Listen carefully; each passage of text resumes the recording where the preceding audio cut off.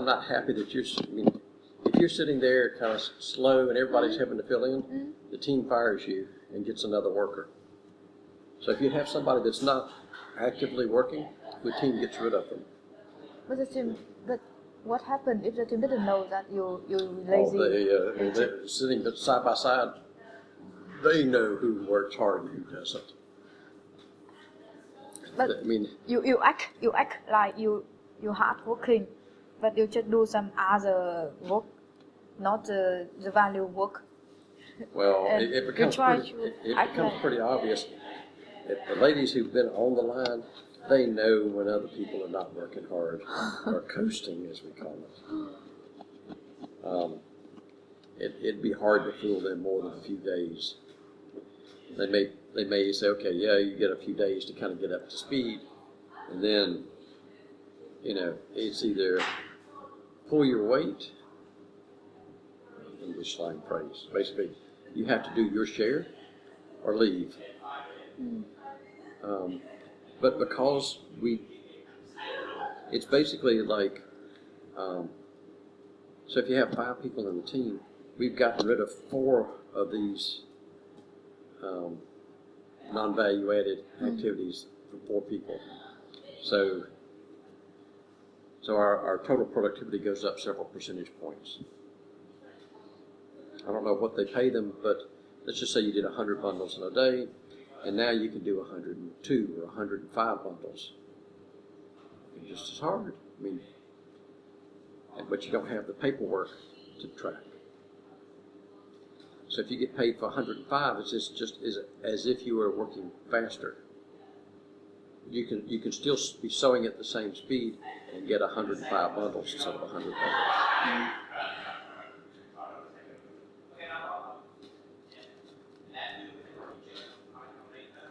Don't worry, it's been done, and it works, and it does raise efficiency, and it builds teamwork as well. Yeah, the point is teamwork. Do you mean so?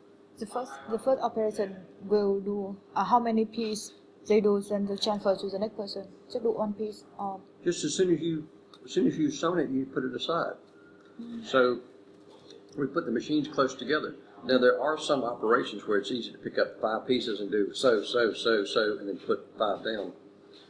But the operators figure out what's the quickest way to get all the steps done.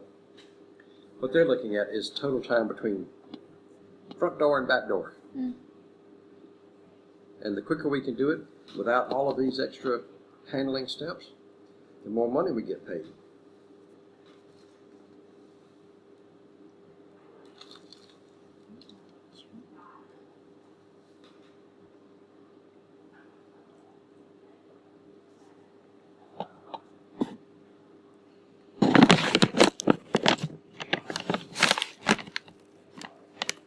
You don't like your dinner?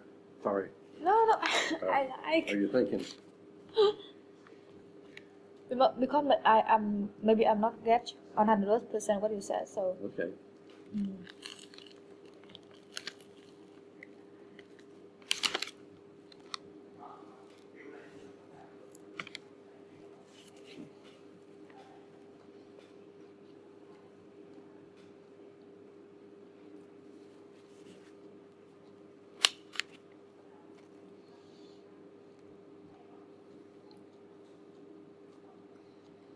So get your time studies out and do a set of steps and find out how much time, or just watch how long does it take to unbundle and get started.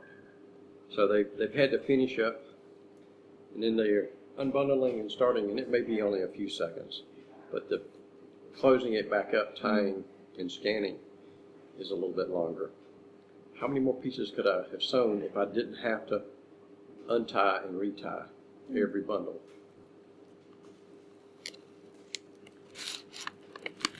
So, but the method will work effective if the worker think for the other and the worker try.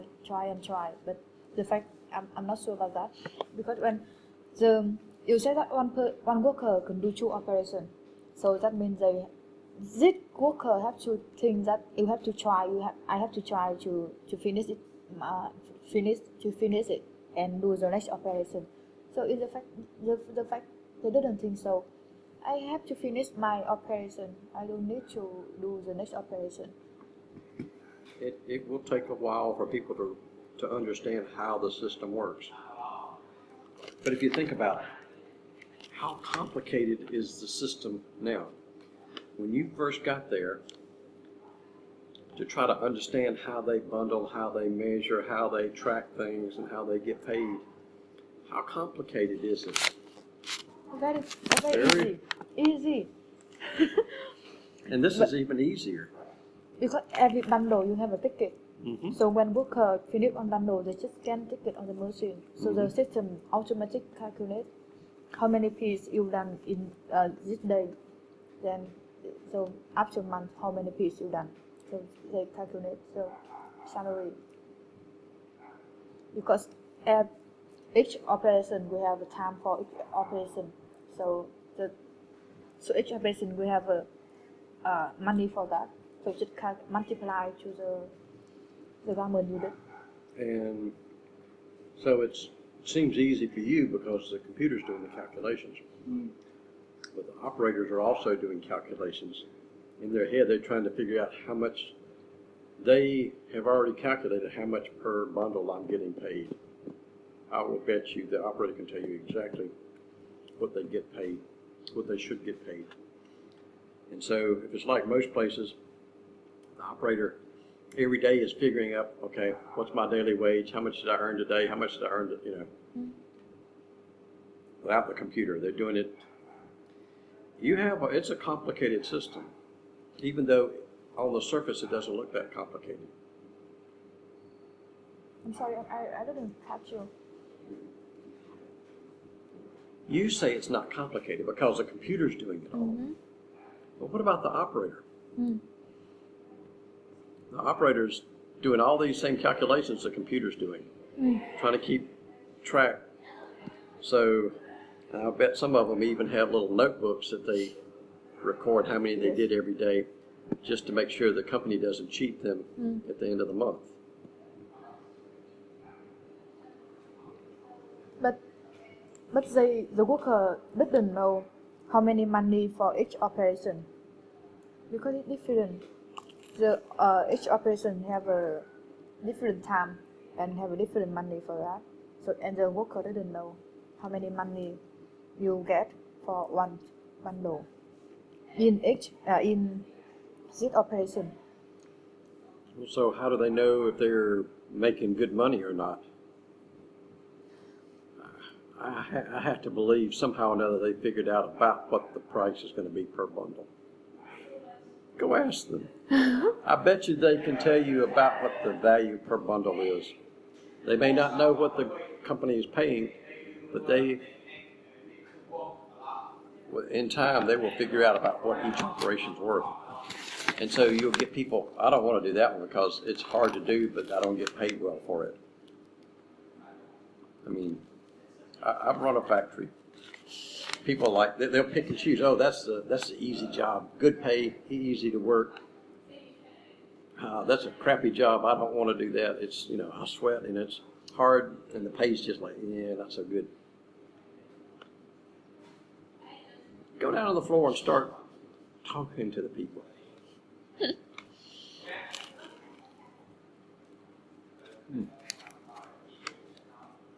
Okay, so even the worker know that salary they get. So what's wrong?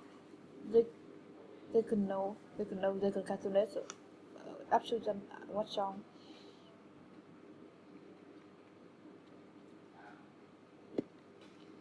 All right. If you were working and I gave you a way, you didn't have to do some steps, and made it where you can do.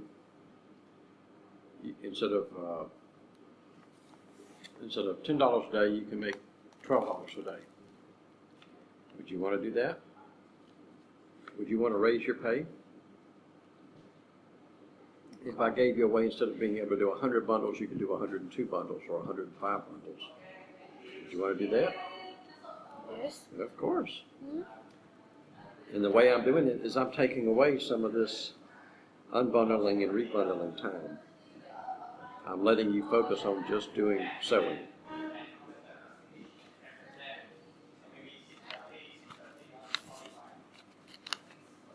This is the hard part about lean. People look at the way we do it and say, but we absolutely must do it this way because we've always done it this way. And if you really start looking at it, does this unbundling and bundling up have anything to do with putting the garment together? It doesn't add any value to the customer. It doesn't add any value to the company. It's just a metered way to pay people by the piece. So you've added a required but non-value added piece of work to their activities. And technically, you do not pay them for that. You know, you can argue and say, oh yeah, we pay them. But no, you're paying them per piece. You're paying them only for what's in between these 2 points. And if I can get rid of that, You will do more. the machine will work. If you do an OEE, the machine is actually only working in between this, and actually you have little gaps between picking up one and putting the next piece in. Unless you have something like where you do like a whole bunch of sleeves or something, and you lay them out in a group and run them through as a bundle, do all of them and just cut them apart. But usually if it's a single, do this sew, do this piece. I mean, there's a lot of stuff that you do right around in like long sleeve shirts, the cuffs. It's easy to pick up, say, 3 pieces or 5 pieces, and you'll do zip and turn the other one under, zip, zip, zip. There's a few aside, sew. So you can do, sometimes it's easier the way, it's just a technique, and the operator will have figured out an easy technique to have the most volume through there. Go down and observe a little bit and watch.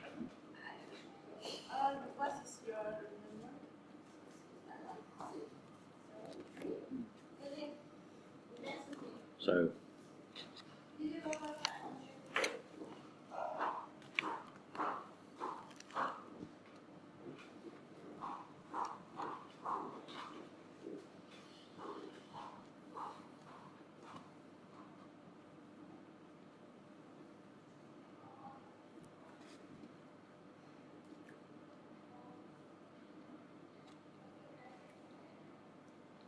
it's hard to understand until you actually see it in work. Like, no, nobody will take this, nobody will accept it. But you said you got a shop of 10,000 people. There will be a few people that would volunteer to try a pilot project and see if they could change their wages. What will happen is they will be slower for the first week or so, maybe, at least the first few days. Until they learn how to work as a team and balance the work out. But after that, the volume should go up. So what you have to do is you have to guarantee them kind of their average wage for the first week or so while you're doing the experiment. So they have no risk. Because you don't want to, you think about it. You don't hurt somebody's wage. That's the first thing you do, is you try to protect them from harm.